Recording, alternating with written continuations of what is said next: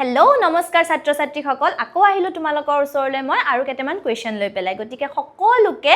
আমাৰ ইউটিউবৰ student guide চেনেলটোলৈ স্বাগতম জনালো আশা কৰোঁ সকলো ভালে আছা সকলো ভালকৈ পঢ়া শুনা কৰিছা নাই বাৰু পৰীক্ষা কিন্তু নিচেই কাষত তোমালোকৰ ঠিক আছে মই তোমালোকলৈ আৰু কেইটামান কোৱেশ্চন লৈ আহিছো কাৰণ মই তোমালোকক কৈছিলো হয়নে যে মই তোমালোকৰ ওচৰলৈ দুটা তিনিটা ক্লাছত শৰ্ট কোৱেশ্চন বিলাক লৈ আহিম হয় না নাই কাৰণ আমাৰ শৰ্ট কোৱেশ্চনত বহুত কনফিউজন থাকে কাৰণ কি হয় অসমীয়া কিতাপখনত আমাৰ বহুত চেপ্টাৰ আছে হয়নে আৰু কি মই তোমালোকক কৈছিলো যে বাকি বিষয়বোৰত আমি 80 মাৰ্কছৰ লিখিব লাগে হয়নে কিন্তু কি হয় অসমীয়াত আমাৰ 100 মাৰ্কছৰ লিখিব লাগে পদ্যাংশ গদ্যাংশ গ্ৰামাৰ হয়নে ৰাইটিং হেৰিটো আছে তোমাৰ এপ্লিকেশন লিখা ৰচনা লিখা হয়নে এই সকলোবোৰ মই তোমালোকৰ ওচৰলৈ লৈ আহিম কিন্তু মই তোমালোকক যিদৰে কথা দিছিলো যে তোমালোকক প্ৰথমতে মই কি কৰিম অতি চমু উত্তৰ গোটেই কিতাপখনৰ পা একেলগ কৰি যাতে তোমালোকে কোৱেশ্চন দেখিলে পৰীক্ষাত কৰিব পাৰা ঠিক সেইদৰে পাঠটোৰ সাৰাংশ অলপ প্ৰদান কৰাৰ লগতে তোমালোকলৈ মই চেপ্টাৰ ওয়াইজ কি কৰিম অতি চমু উত্তৰবিলাক তোমালোকলৈ লৈ আহিম বুলি মই তোমালোকক কথা দিছিলো আৰু সেই কথামতে মোৰ তোমালোকৰ লগত আজি 3 নম্বৰটো ক্লাছ আশা কৰোঁ তোমালোকৰ বাবে সুবিধা হ'ব সকলোৱে ভালকৈ পঢ়িবা দৃষ্টিপাত কবিতা পুথিখন কাৰ ৰচনা এইটো বাৰু কোনটো চেপ্টাৰৰ কোৱা মই তোমালোকক কৈছিলো না কোৱেশ্চন দেখিলেই গম পাব লাগিব কোনটো চেপ্টাৰৰ কোৱা দৃষ্টিপাত কবিতা পুথিখন বা দৃষ্টিপাত পুথিখন কাৰ ৰচনা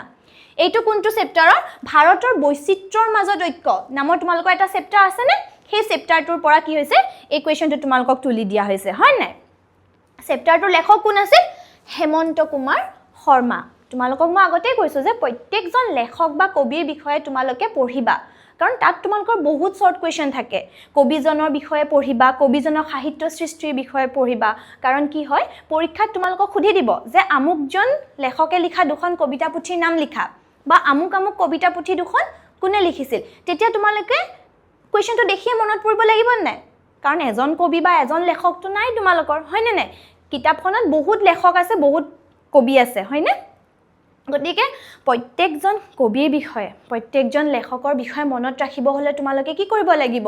ভালদৰে পঢ়িব লাগিব হয় গতিকে এই কোৱেশ্চনটো দৃষ্টিপাত পুথিখন কাৰ ৰচনা হেমন্ত কুমাৰ শৰ্মা আৰু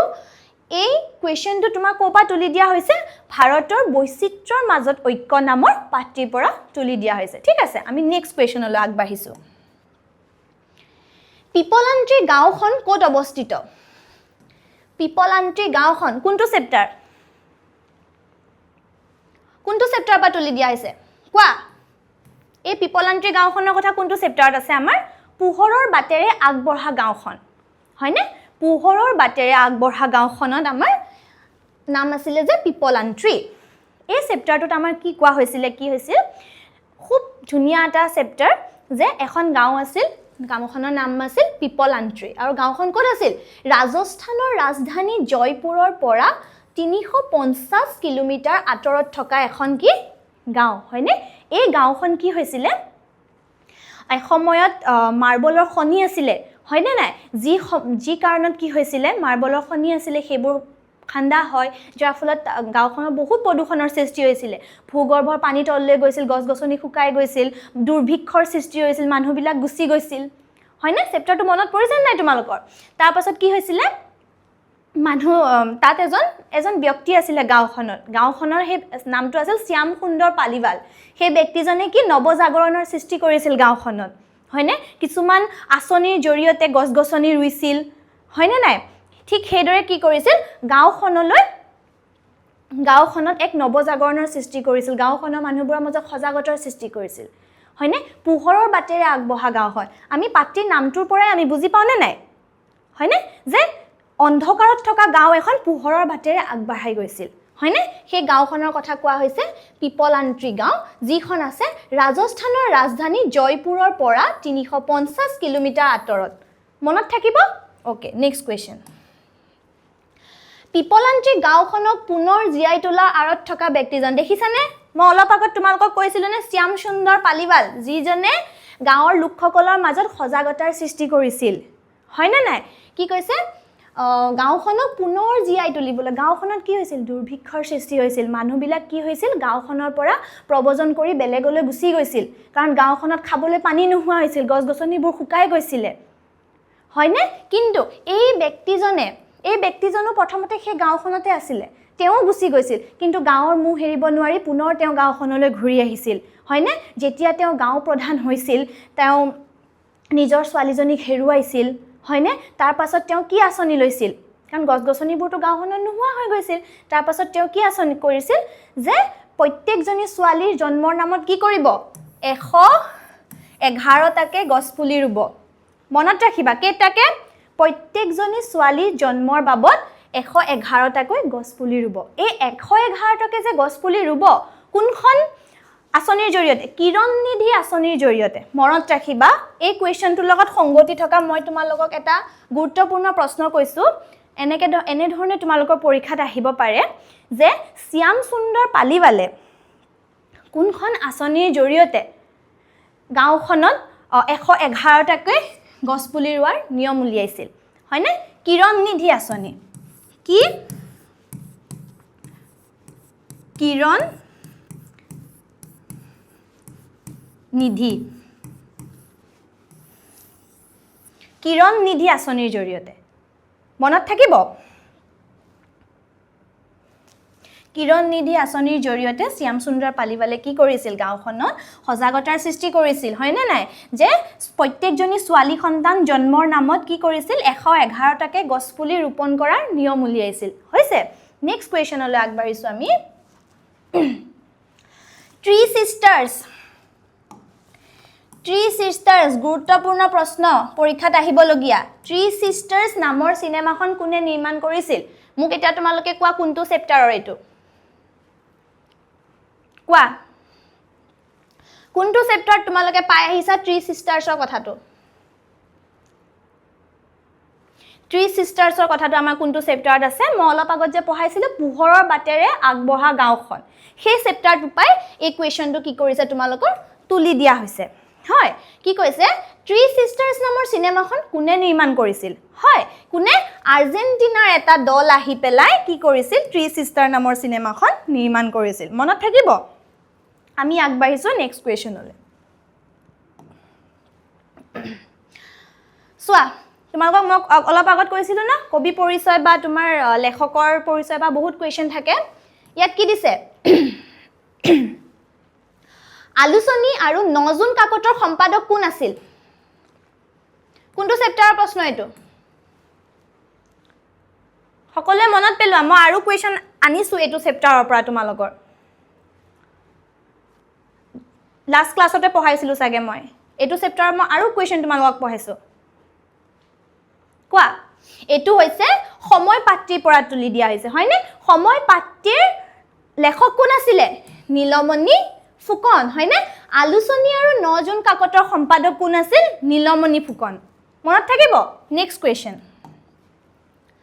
নীলমণি ফুকনৰ দ্বাৰা ৰচিত এখন সাহিত্য কৃতিৰ নাম দিয়া তোমালোকক মই এখন বুলি দিছো কিন্তু মই ইয়াত দুখন লিখিছো আৰু আছে ঠিক আছে নীলমণি ফুকন কোন আছিল সময় পাত্ৰীৰ লেখক নীলমণি ফুকনৰ দ্বাৰা ৰচিত এখন সাহিত্য কৃতিৰ নাম লিখা এখন দিছো মই দুখন আৰু আছে তোমালোকৰ যে সাহিত্য কলা চিন্তামণি আৰু আছে তোমাৰ জ্যোতিকণা মানসী সন্ধানী আৰু আছে হয়নে মনত ৰাখিবা নীলমণি ফুকনৰ দ্বাৰা ৰচিত সাহিত্য কৃতি কি কি সাহিত্য কলা চিন্তামণি জ্যোতিকণা মনত থাকিব নেক্সট কুৱেশ্যন কোনখন উপন্যাসৰ বাবে জয়ন্ত মাধৱ বৰাই সাহিত্য সভাৰ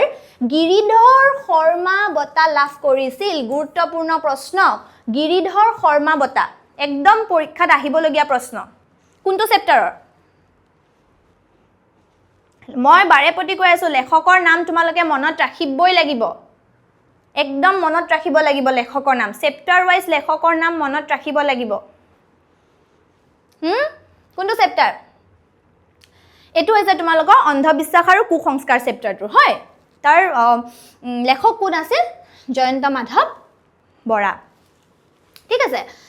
তেখেতৰ ওপৰত তোমালোকে চাবা মই তোমালোকক এটা কথা কওঁ এই যে অন্ধবিশ্বাস আৰু কুসংস্কাৰ চেপ্টাৰটো যাৰ লেখক আছিল জয়ন্ত মাধৱ বৰা তেখেতৰ কবি পৰিচয়টো তোমালোকে খুব ভালকে চাবা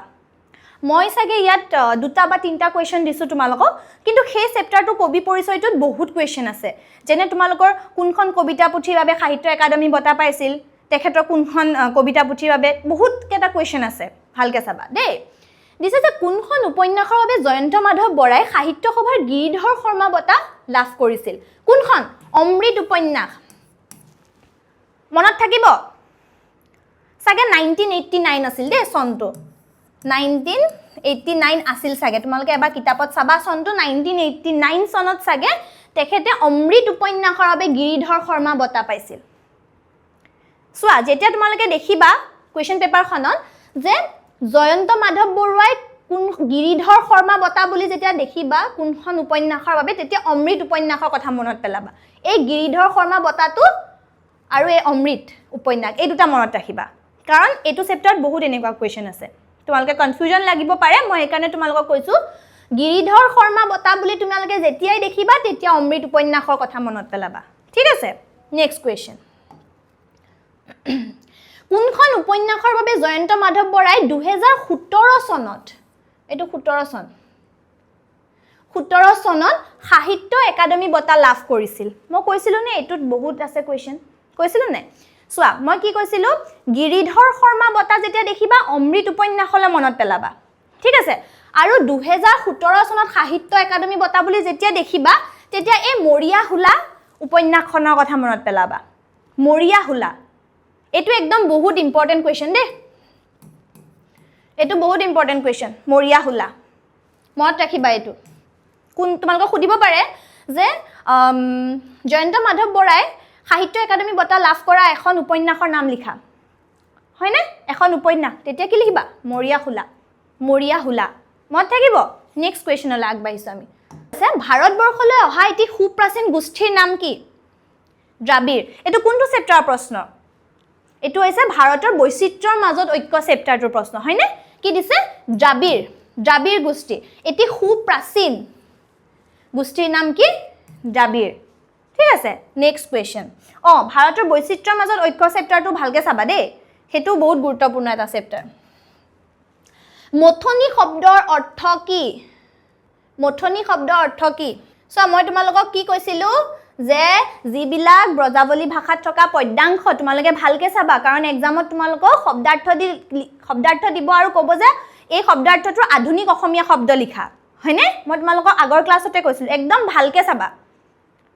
যে কোনটো বিশেষকৈ পদ্যাংশ যিবিলাক ব্ৰজাৱলী ভাষাত আছে হয়নে সেইবিলাকৰ শব্দাংশৰ যিটো পাৰ্ট তোমালোকে সেইখিনি ভালকৈ চাবা তোমালোকক সুধি দিব যে সৌম্যব্ৰস্ত মানে কি তোমালোকে এক্সামত ভাবি থাকিবা সৌম্যব্ৰস্ত ক'ত আছিলে কি বস্তু সৌম্যব্ৰস্ত কিন্তু তোমালোকে জানিব লাগিব যে সেই সৌম্যব্ৰস্ত বুলি যে সুধিছে কোনটো চেপ্টাৰৰ পৰা সুধিছে এইটো শিশুলীলা পাঠটোৰ পৰা সুধিছে সৌম্যব্ৰস্ত মানে কি পাটৰ কাপোৰ আজুৰন্তে এনেকৈ দিব আজুৰন্তে শব্দটো আধুনিক অসমীয়া শব্দ লিখা ভাবি থাকিবা তোমালোকে আজুৰন্তে কি বস্তু ক'ৰ পৰা দিছে এইটো কিন্তু ক'ৰ পৰা দিছে আজুৰন্তে মানে হৈছে আজুৰি অনা ক'ৰ পৰা দিছে শিশুলীলা কবিতাটোৰ পৰা ঠিক আছে এই মথনি শব্দটো তোমাৰ তাপাই দিছে গম পাইছা মথনি শব্দ কি হৈছে গাখীৰ ঘুটিবলৈ ব্যৱহাৰ কৰা এবিধ সঁজুলি তোমাৰ হনুমন্তৰ লংকা দৰ্শন আৰু কি আছিলে শিশুলীলা এইবিলাকত থকা যিবিলাক শব্দাংশ সেই শব্দাংশবিলাক তোমালোকে খুব ভালকৈ চাবা কাৰণ এক্সামত দিব কিন্তু একদম মই বাৰে প্ৰতি কৈছোঁ তোমালোকক দুটা বা তিনিটা তেনেকুৱা উঠাই দিব আধুনিক অসমীয়া শব্দটো লিখা বুলি দিব বা শব্দাংশটো মানে কি আজুৰন্তে শব্দৰ অৰ্থ কি নপঢ়িলেতো গ'ল 1 নম্বৰ হয়নে খুব ভালকৈ চাবা কি ক'লো শিশুলীলা হনুমন্তৰ লংকা দৰ্শন এইকেইটা বাকীবোৰতো চাবাই এনেকুৱাবিলাকৰ পৰা তোমাৰ আধুনিক অসমীয়া শব্দ লিখিব বেছিকৈ দিয়ে কাৰণ আমি নাজানো ন আজুৰন্তে বুলি দিলে এতিয়া তুমি ভাবি থাকিবা আজুৰন্তে মানে কি আছিল ক'ৰ পৰা দিছিল কিন্তু তাৰ আধুনিক অসমীয়া শব্দ কি হ'ব বা শব্দটোৰ অৰ্থ কি হ'ব আজুৰি অনা সৌম্যব্ৰস্ত মানে পাটৰ কাপোৰ বুজি পালা গতিকে তোমালোকলৈ মই এইকেইটা কুৱেশ্যন আনিলোঁ আৰু আনিম মই তোমালোকক যিহেতু মই কথা দিছোঁ যে তোমালোকলৈ 3টা বা 4টা ক্লাছত মই তোমালোকলৈ শ্বৰ্ট কুৱেশ্যনবোৰ গোটেইবিলাক আনিম যাতে তোমালোকে সম্পূৰ্ণখিনি আয়ত্ত কৰিব পাৰা লগতে মই পাঠৰ লগত সংগতি থকা কথাখিনিও ক'ম ঠিক আছে মই আশা কৰিছোঁ যে তোমালোকে আজিৰ ক্লাছটোৰ পৰা বহুখিনি তোমালোকৰ সুবিধা হৈছে বহুতখিনি কথা জানিব পাৰিছা হয়নে এনেদৰে সহায় সহযোগিতা আগবঢ়াই যাবা লগতে আজিৰ ক্লাছটো নিজৰ বন্ধু বান্ধৱীৰ লগত শ্বেয়াৰ কৰিবা যাতে সিহঁতেও শিকিব পাৰে আয়ত্ত কৰিব পাৰে হয়নে কি কয় জ্ঞান বাতিলেহে বাঢ়ে হয়নে জ্ঞান কেতিয়াও কমি নাযায় তুমি যেতিয়া বেলেগৰ লগত শ্বেয়াৰ কৰিবা কি হ'ব তোমাৰ জ্ঞানখিনি কমি নাযায় বাঢ়িবহে হয়নে গতিকে তোমাৰ বন্ধু বান্ধৱীৰ লগত শ্বেয়াৰ কৰিবা আজিলৈ আহিছো আকৌ তোমালোকক নেক্সট ক্লাছত লগ পাম ধন্যবাদ